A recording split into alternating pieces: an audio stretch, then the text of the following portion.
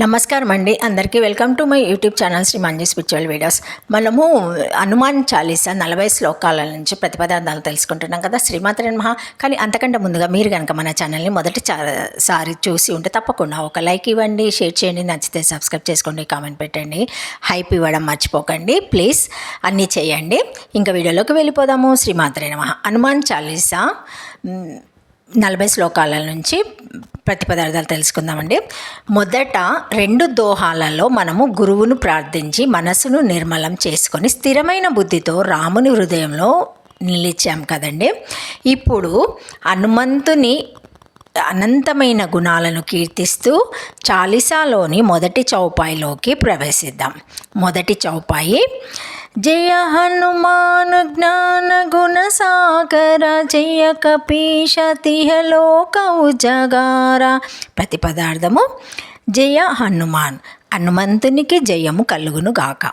జ్ఞాన గుణ సాగర, జ్ఞానానికి మరియు సద్గుణాలతో సముద్రమంతటి లోతు కలిగినవాడ.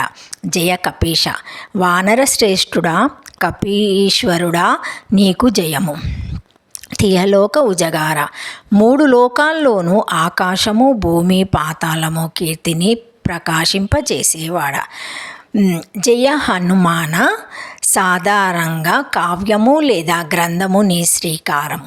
జయ శబ్దంతో ప్రారంభం చేస్తాము. తులసీదాసు గారు జయ శబ్దంతో మొదలుపెట్టారు. జయ హనుమాన్ అంటున్నారు. జయం అంటే సాధించడం. హనుమ ఏం సాధించాడు అంటే ఏం సాధించలేదు అని సాధించాడు.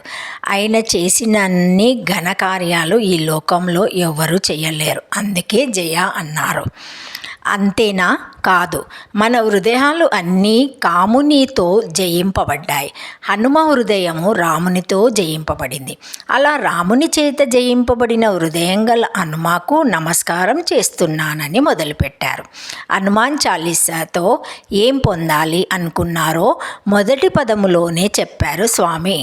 హనుమ, నీవు ఎలా అసురి శక్తులతో నిండిన లంకను జయించి కాల్చి సీతమ్మను తిరిగి రామునితో కలిపావో, అలాగే దుష్టబుద్ధులతో నిండిన నా మనసును కూడా జయించి నాలోని దుష్టత్వాన్ని దగ్ధం చేసి హృదయంలో నీవు జయం చేసి జీవుడనే సీతను రాముడనే పరమాత్మతో కలిపి మోక్ష పట్టాభిషేకం చేసి స్వామి అని కోరటం ఇందులో ఉన్న రహస్యం.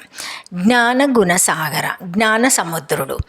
రావణ లంక గెలవడానికి స్వామికి పిడికిలి చాలు, కానీ మన హృదయం వేసుకున్న లంకెలు తెంపడం పిడికిళ్లతో సాధ్యం కాదు. అందుకే జ్ఞానగుణ సాగర అని స్తుతిస్తూ స్వామిని గురువుగా దక్షిణమూర్తి రూపంగా స్తుతిస్తూ ఉన్నారు. హనుమాన్ చాలీసా గురు వైభవము అనే కోణంలో పరిశీలన చేస్తూ పోతే ఇది గొప్ప గురుస్తోత్రం అవుతుంది. సముద్రం ఎంత లోతైనదో హనుమంతునిలోని జ్ఞానం కూడా అంత లోతైనది. ఆయన కేవలం బలవంతుడే కాదు, వేదాంగాలను క్షుణ్ణంగా తెలిపిన మహాపండితుడు. మనం హనుమంతుణ్ణి వేడుకుంటే సముద్రం నుండి వచ్చే అలల వలె ఆయన నుండి జ్ఞానం మరియు మంచి గుణాలు మనకు అందుతాయి. అలా జ్ఞానాన్ని నాలో నింపి అజ్ఞానం తొలగించు అని వేడుకోవడం. జయ కపీశ వానర రాజు, నన్ను వేడుకోవడం ఏంటయ్యా, నేనే దాసుని అంటావేమో, నీవు దాసుడివి కావు ఈశుడివి అంటున్నాడు. అందుకే కపీశ వానరులకు ఈశ్వరుడు. సముద్రలంకన సమయములో జాంబవంతుడు అంటారు, లే స్వామి, నీ శక్తి అనంతము, నీకు తెలియదు అని. ఇక్కడ కపి అంటే చంచలమైన మనసు అని అర్థం. మనసు వానరం లాంటిది. అటువంటి మనసును అదుపులో ఉంచుకొని పరమాత్మ వైపు మళ్లించిన వాడు కాబట్టి ఆయన కపీశుడు. మన చంచల మనసును నిలకడగా మార్చమని ఆయనను ప్రార్థిస్తున్నాము. తిహలోక ఉజగార, ముల్లోకాల వెలుగు. హనుమంతుణ్ణి కీర్తి వెలుగు ఏ ఒక్క దేశానికో లోకానికో పరిమితం కాదు. సత్యం ధర్మం ఎక్కడ ఉన్నా అక్కడ హనుమంతుణ్ణి ఉనికి ఉంటుంది.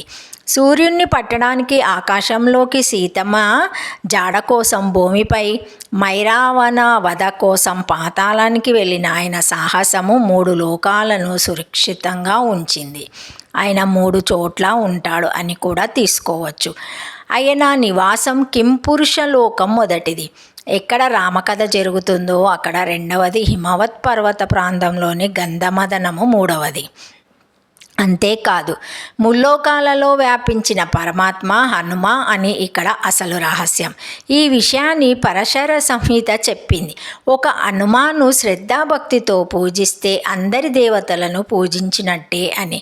అంటే విశ్వమంతా వ్యాపించిన పరబ్రహ్మ రూపుడు స్వామి అని ఇక్కడ రహస్యం. మొత్తంగా చూస్తే సర్వశ్రేష్ఠుడు పరమాత్మ స్వరూపుడు అయిన హనుమ నా హృదయ సీమలోని అజ్ఞానము తొలగించి జ్ఞానం నింపి జయం చేసి ఎల్లప్పుడూ నివసించుగాక అని ఈ శ్లోకంలో చెబుతూ ఉన్నారు రామదాసు గారు. ఈ శ్లోకాన్ని పఠించడం వల్ల మనలో వివేకం పెరుగుతుంది. ఎంతో గొప్ప శ్లోకము. రేవు రెండవ శ్లోకం గురించి తెలుసుకొని తరిద్దాం. జై శ్రీరామ్, జై హనుమాన్. శ్రీమాత్రే నమః. Thank you for watching my video. Please like, share, comment, subscribe to my channel. మరిన్ని వీడియోస్తో మళ్ళీ కలుస్తానండి. ఈ వీడియో కనుక మొదటిసారి ఎవరైనా చూసి ఉంటే తప్పకుండా ఒక హైప్ ఇవ్వండి, లైక్ ఇవ్వండి, షేర్ చేయండి. నచ్చితే సబ్స్క్రైబ్ చేసుకోండి, కామెంట్ పెట్టండి ప్లీజ్. కొత్త కంటెంట్ కదండి, ఏమైనా కామెంట్స్ ఉంటే తప్పకుండా పెట్టండి, నేను రెస్పాండ్ అవుతాను. ఓకేనండి, థ్యాంక్ యూ. శ్రీమాత్రే నమః.